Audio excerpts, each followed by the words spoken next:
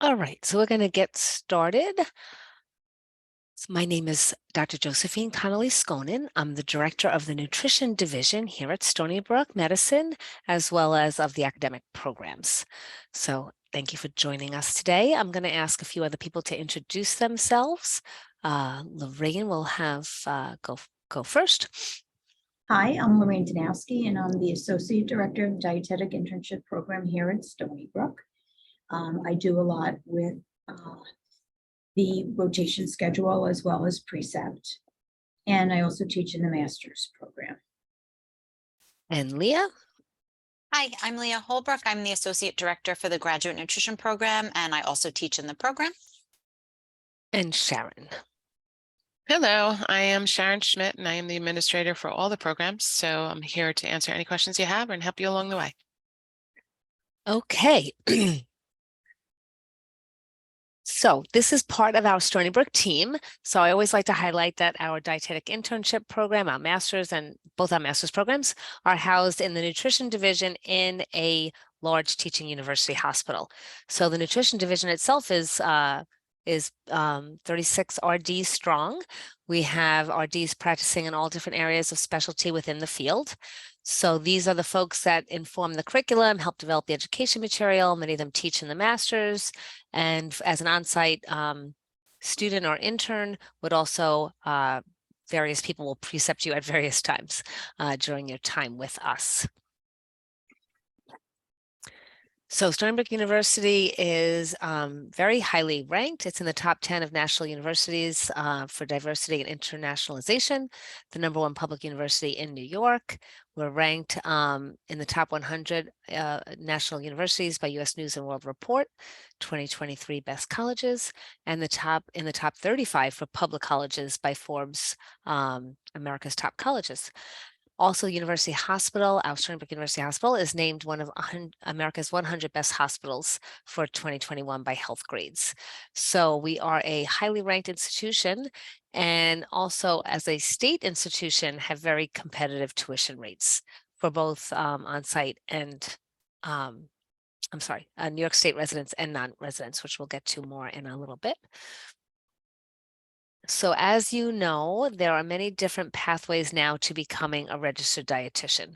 So we are going to share with you both our information about our DI, the coordinated masters you can do with that DI, and then our future education model graduate program called our MS in Professional Nutrition Practice. Here's a quote from one of our alumni from the Onsite Dietetic Internship Program. Speaking about the strong clinical skills he obtained while being an intern with us, and has really led him on a very successful career path. I almost didn't recognize him with the beard because he wore his mask during he was with us during the height of COVID. All right, since there is a lot to decipher about the different types of programs available to folks now who are seeking an RD, we're going to go through and compare the different programs that we have. So first we have in the first column in the next 3 slides is going to be about our dietetic internship. This program assumes if you do the dietetic internship alone, you would have to have earned a master's degree prior to applying or enrolling in our dietetic internship. Then we have our dietetic internship that could be coordinated with our master's in nutrition. So if you don't already have a master's degree, but you have an undergraduate DPD, then you can do the internship with our master's. As you know, the CDR and basically our profession requires that you have a master's degree before sitting for the registration exam. So if you don't already have the master's, you can do our master's in nutrition with the dietetic internship. Or you can choose to do the MS in Professional Nutrition Practice, which is our graduate program that follows the future education model program that Ascend has, rolled out in the last few years. So who is eligible for these 3 different programs? So for the dietetic internship alone, you have to all have a DPD verification statement and already have a master's degree. If you don't have a master's degree, but you have a DPD verification statement, Then you would do or you could do our internship and coordinate it with our MS in nutrition. Or if you have a DPD verification statement, but no master's, I mean, you could have a master's, but you don't have to have a master's. You could do the MS in professional nutrition practice. This program is also possible for people that don't have a DPD verification statement. They have a baccalaureate degree in another field, perhaps. And if that's your situation, then you could apply for this program if you have the following prereqs. So you would plan to take the prerequisite science courses and nutrition courses prior to being able to apply to this program. Okay. Any questions about eligibility or the prereqs to apply to one of these programs? Okay. All right, so now let's compare based on a few other factors. So the dietetic internship alone assumes you already have a master's, and to enroll in that program, you would need to go through the matching process. If you are doing the internship and coordinating that with our master's in nutrition, you would go through the matching process, the national match for the DI, and then you would also apply for our master's program. We coordinate that process, so if you match to us, you would get into the master's program. So this we facilitate kind of coordinating the application processes for the DI and the master's. And the MS in professional nutrition practice, you would not go through the match. You would just apply directly to us, and we would notify you of admission. Joe, they would apply on DICAS, but not go through the match. Oh, thanks, Sharon. No problem. Clarify. There's a lot of moving parts. There are so many moving parts. Okay. All right. Then in terms of comparing tuition, we've laid it out here. So all these, well, except for the internship, the standalone internship, it's a fee, $12,750. The both master's programs, the tuition you pay depends a little bit on your status. So if you're a New York State resident, that is the lowest rate. If you are not a New York State resident and do our distance track, and I realize that most of you are on this call because you're interested in the onsite, but just so you know, if you are doing the distance track, then it's also a very competitive tuition rate. If you're a non-resident of New York State and you're doing our dietetic internship on site and our master's, then the numbers here would apply to you. And for the MS in professional nutrition practice, if you're a New York State resident, the tuition is shown right there. Non-resident in the distance track doesn't really apply for this particular open house. And if you're a non-New York State resident doing the on-site track for this MS in professional nutrition practice, the cost is there, $48,150. New York State residents, $23,550. So that will help you perhaps make a decision in terms of what type of program you want to do. All right. Now, in terms of length of program, the standalone DI, it's a sequence of rotations, and that's 10 months. Again, assumes you have the master's. If you go to our website, you can click on see the on-site rotation schedule, but we're going to show you as well. Then the dietetic internship with the coordinated master's in nutrition. With that program, you could finish in as little as 16 months or 21 months, and you can actually stretch it out to 24 months. So with the dietetic internship and coordinating that with our master's in nutrition, there is a little flexibility, and we're going to talk about that coming up in a few slides. So there is a little flexibility in terms of how many classes you take at one time and how you sequence those courses a bit. The MS in professional nutrition practice is a very structured program, and we'll show you that curriculum in a moment. It's 17 months, and you follow a structured sequence of courses and supervised experiential learning courses as well. Okay, for concentrations, the dietetic internship has a nutrition therapy emphasis. For both master's programs, you could choose a concentration in advanced nutrition therapy and critical care, or integrative nutrition therapy, or you could take a more generalist course sequence and selection of courses, and we're going to show you that in a moment. Credits, the internship is not credit bearing. There's no credits. The MS in nutrition is 36 credits that you would do along with the rotations, the DI rotations. The MS in professional nutrition practice, the rotations become supervised experiential learning courses for the most part. So you take very similar courses to the Masters in Nutrition, as well as classes that involve the supervised experiential learning, which is like the rotations in the internship. So with our graduate future education model program, we feel very strongly being practicing our Ds ourselves. So I oversee the inpatient team and I see outpatients, that there's a very advanced level of nutrition knowledge that you need to practice within the full scope of our profession. So a lot has happened in the last few years where RDs are writing diet orders in the hospital, including parental nutrition and TPN orders in the hospital. In my outpatient practice, I do a lot with integrative nutrition, ordering functional lab tests with a collaborating physician and recommending some very specific supplements. Lorraine sees patients in our ALS clinic and gets involved with a lot of tube feeding in the home environment for patients with ALS. So our field is really advanced, and we feel really strongly that even if you have an undergraduate degree in nutrition, that there's a very specific there's a strong need for very advanced nutrition therapy courses along with the supervised experiential learning or the rotations. So we designed our program that way, and we'll show you the curriculum plan in a moment. So that's an explanation of the credits. For rotations or supervised experiential learning hours, they're very similar. The DI requires 1,200 hours.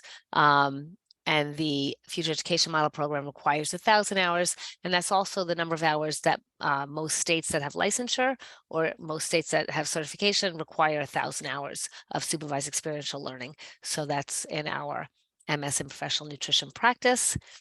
In terms of flexibility, I mentioned that the MS in nutrition that you can coordinate with our DI, there's a fair degree of flexibility.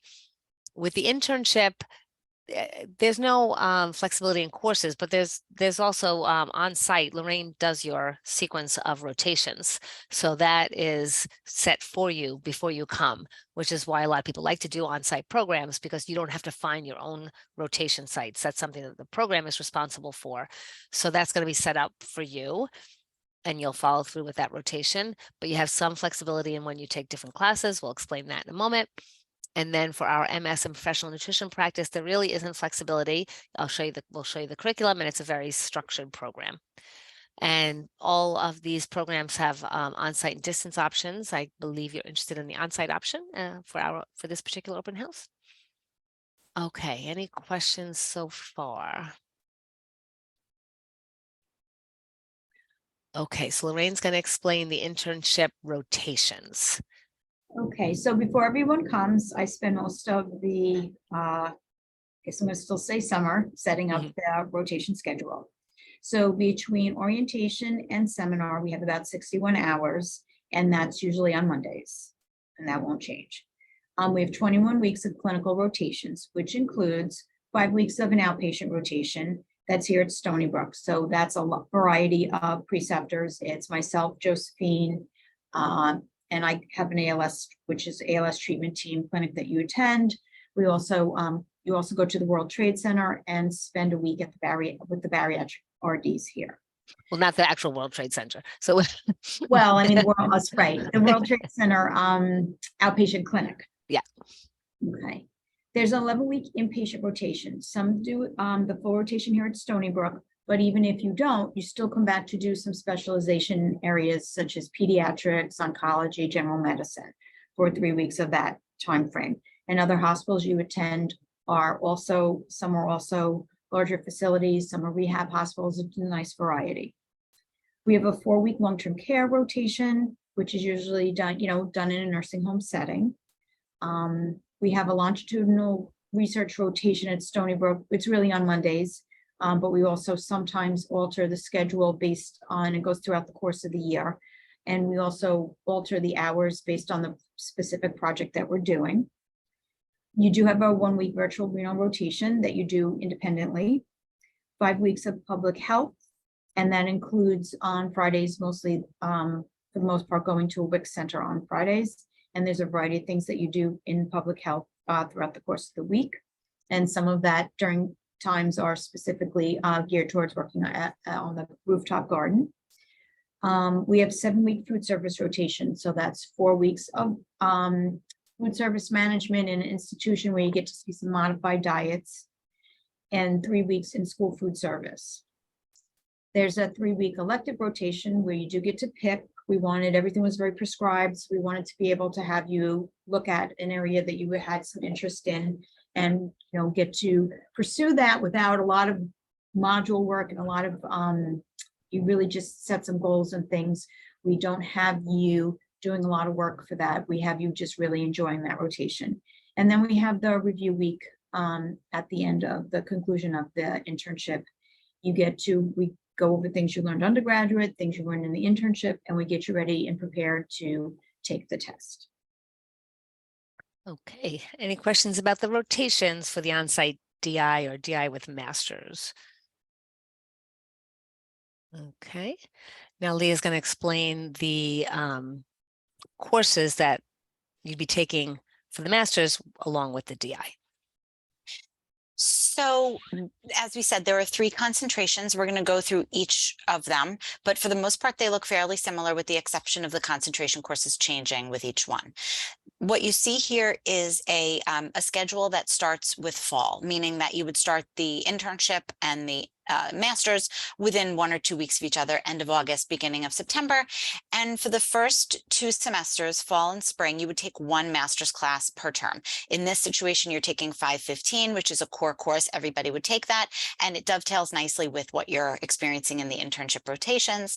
And then in this particular concentration, you would go on to take 516, which is the second half of 515, but also happens to be the introductory course to the advanced nutrition therapy and critical care concentration. So during those 2 semesters, you'd be in 1 graduate course per term while you're rotating. You would then go on to take 2 classes in the summer following your internship, 2 courses that same fall, and then come around to your second spring where you would also be taking 2 graduate courses. That, along with the 3 courses in the gray middle box that I'll talk about in a moment, and 1 additional elective from the list below, would make up your 36 credits. So what you see in the first fall down to the second spring would make up the majority of your master's classes, and you'd add 1 elective to 1 of those terms. You could add it to a term while you're an intern, or you could keep that more moderate at 1 class per term and add it to a subsequent term when your internship is over. This schedule would allow you to finish in the May, a year and a half, basically after you end your from the time you start your DI, and about 10 months from when you end it. So it ends up being 21 months this way. Let me talk about the gray courses in the middle, and then I'll talk about 1 additional way in which you could approach this. So there's also a 9 credit overlap between the master's and the internship. So the way that works is that HFN 580, which is typically a capstone course and taken toward the end of your master's, is taken while you're duly matriculated in the internship and master's. So it would be taken either your first fall or your first spring. You do enroll and pay the tuition for that class, but you satisfy the course requirements with a component of the internship, one of the modules. So you're taking the class, but you're not really putting forth much effort beyond what you're doing for the internship. So you could add that to your first fall or your first spring without any additional effort. The other 2 courses, 578 and 583, are a challenge course. So for 578, once you complete the research rotation in the internship, you are eligible to challenge out of that class. And once you finish the internship itself, you are eligible to challenge out of 583. In both of those cases, you pay a challenge fee, which right now is about $200. So considerable savings over what 6 credits would cost between the 2 courses. And so you earn a total of 9 credits by being duly matriculated. And then again, you would add 1 additional elective from the list below. 2 important points. One is that although we would encourage you to confirm information about financial aid, it has historically been the case that for graduate financial aid, you need to be in 6 credits at a time. So here you maintain that 6 credit clip after the internship, and during the internship, if that's important to you, Remember, you add HFN 580 to either your first fall or first spring. So that would bring one of those terms up to 6 credits. And you also have to add an elective. So if you choose carefully, you could maintain a 6 credit minimum through all of your master's level semesters, which for some people might be really important in terms of acquiring aid. The other important point is that for students who are interested in starting the master's courses the summer prior to the DI start, so this for those who would be freshly coming out of undergrad, that would be the summer between your undergrad graduation and the start of your DI, you can do so if you plan appropriately, keeping in mind that the summer classes typically start third to fourth week of May, which means that it could technically overlap with the end of your undergraduate courses, or most certainly your graduation festivities. So depending upon how you want to approach it. But either way, it's roughly a 16 to 21 month experience. And you could incorporate the last summer here if you needed to stretch it out a bit more for whatever reason. But otherwise, it's 1 course while you're an intern and 2 courses per semester after. We have a lot of interns who voluntarily pursue our master's now, and many of them do just fine with 1 class at a time. So that's generally an okay course load for while you're rotating. So that's the advanced nutrition therapy and critical care, and the concentration courses here, as I said, start with 516, 541, and then 542. So those are the 3 concentration courses. The rest are all core courses that every concentration student will take. On the next slide is the integrative nutrition therapy. And again, it looks very similar. All the core courses are the same. The difference here is that the concentration courses are HFN 514, 551, and 552, with again choosing a selective from the bottom box and utilizing that 9 credit overlap in the middle gray box. So it's really essentially the same. We're just swapping out certain concentration courses so that you're on the right track. And this student could also start in the summer prior.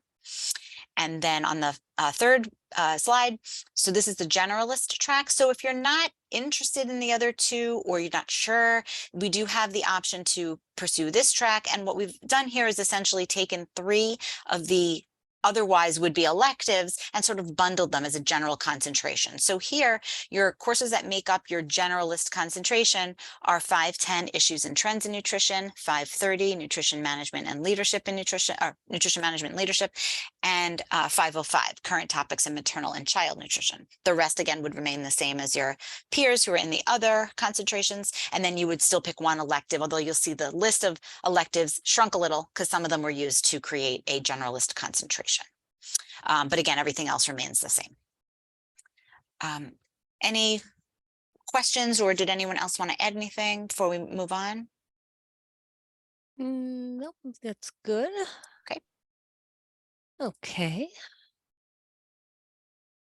All right, so now the curriculum plan for the MS in professional nutrition practice. So this is the one that's very structured. And so you'll follow these courses the way they're laid out here. So you'll start in the fall, you'll take macronutrients and metabolic regulation, advanced nutrition and clinical practice 1, and nutrition management and leadership. And towards the end of the fall semester, we do an orientation for the supervised experiential learning classes. Then in the winter, you'll take your first supervised experiential learning course, which is food service systems and management. That's 150-hour SEL. Then spring will come along and you'll take HFN 514, which is micronutrients and functional nutrition, 516, which is advanced nutrition and clinical practice 2, and public health nutrition concepts and strategies. So in the spring, you're taking 3 courses similar to the fall, and then you hit summer. Now, summer, you're going to end up taking 3 courses. 2 are core courses, stats and advanced communication and counseling, and then you'll pick, well, based on your concentration that you selected, you'll take 1 of these courses that are in the green. Now, one of them is a long summer session, and the other 2 are more concentrated into summer session 2. Okay, in addition, in the summer, you will start your, you'll do your SEL for community nutrition and public health, which is 150 hours or 4 weeks. And then you'll also start one of your advanced nutrition therapy SELs, either 594 or 596. Okay, so that's the clinical rotation. You're going to be in a hospital or another clinical situation or scenario. That will probably spill over into the fall semester. And in the fall semester, you're going to take 2 courses while you're doing the SEL, Research Methods in Nutrition, and your second concentration course. And then as you finish the first Advanced Nutrition Therapy SEL, you will roll into taking the second one in the fall semester, and then you'll do the Research and Quality Improvement SEL with myself and your colleagues that are in the distance track. And we will access the Stony Brook EMR and do a research project or a CQI, robust CQI project on a very clinical related topic. And you'll pull in a lot that you've learned in the different courses, stats, and research methods into this SEL. It's kind of our capstone SEL. All right, now we do realize that you're going to be relying on preceptors that you're going, oh, I'm sorry, this is the onsite one. So at the onsite one, we do realize that it's probably going to spill into winter and maybe spring a bit, but it should wrap up pretty much by January, February, the SELs. And we will be identifying those sites with you or for you. Okay. Any questions about this curriculum? So here, Lorraine mentioned with the standalone DI or the DI with the master's, the rotations are all set up before you come. Similar, we set them up for here too, but there's a little bit more variety within the outpatient nutrition therapy rotation. Here, we're probably going to, you'll be in an acute care setting and then either bariatrics or a variety of other outpatient clinics here at Stony Brook. But they're all going to happen at, this dedicated time, the summer and the fall. Okay. Any questions here in how this lays out? So similar classes as the MS, coordinated with the DI, just timed a little differently. And that's one of the things that, you would really want to be thinking is what's going to work best for you. Your study style, your work style, other things that you may or may not have going on, financial aid, tuition, all those things will come into play. But hopefully today we've given you all the information you need to make that informed decision. Okay. Lorraine's going to talk about the admissions process. And I see we have Janelli on. Janelli's one of our current interns and Sophia's logging on. So Grace, when we're done, we have a few more slides. Our two of our current interns who have just joined us will stay on with you to answer any questions that you may have of a current intern, and we'll step off the call. All right, so Lorraine's going to talk about the admissions process. Okay, so we do conduct some screening of applicants, and we look at the minimum admission requirements for each program type. So you do need a bachelor's with a minimum GPA of a 3.2 is preferred.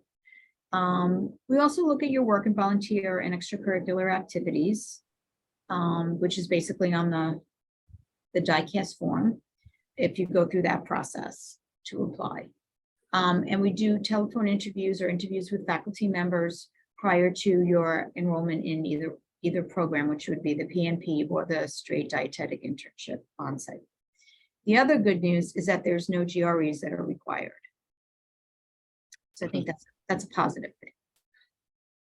Okay, and do keep in mind for the on-site program, you really do need a car to get to all your rotation sites, because out here on Long Island, there is really very minimal public transportation. So we just like to make that known. And traveling between rotations in outpatient, you have to be sometimes at a different location morning and then in the afternoon at a different location. So yes, you absolutely need a car. There's our Stony Brook Heights rooftop farm that on-site students and interns would be helping us with and working on. It's such a beautiful spot. All right, and there's our Instagram and Facebook. And this is a few years ago. This was just at the beginning of COVID, right? Because we just finished, yeah.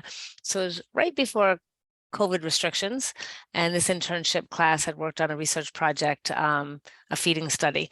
So we were out celebrating our successful end to our feeding study. It was a lot of work, and the interns really did a fabulous job, and we were happy to celebrate with them. I dare say it was the day before the world shut down, Joe. I very, yeah, I know. So close. And I know it affected everybody, Grace, your training too. But this was one little fun thing we got to do before, and now fun things are happening again. So that's good. All right, that is the end of our formal presentation. So I am going to stop sharing. And hi, Sophia. Did we, So did we- now, did we lose Janelle, or is she no, there? she's still there. She's still there. No. Okay. So hey, Janelle. Hi. Oh, what a beautiful tree.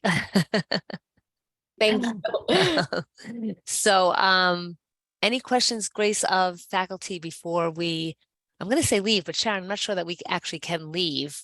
The faculty can leave, but you might have to leave your computer on. No, we'll leave and I'll transfer the host to Oh, okay, Sophia or great. Janelle. Okay, great. Okay. All right. So So we thank you, have- Sophia and Janelle. I'm sorry, were you going to introduce them, Lorraine? Yeah, I was just going to Okay. introduce them. So we have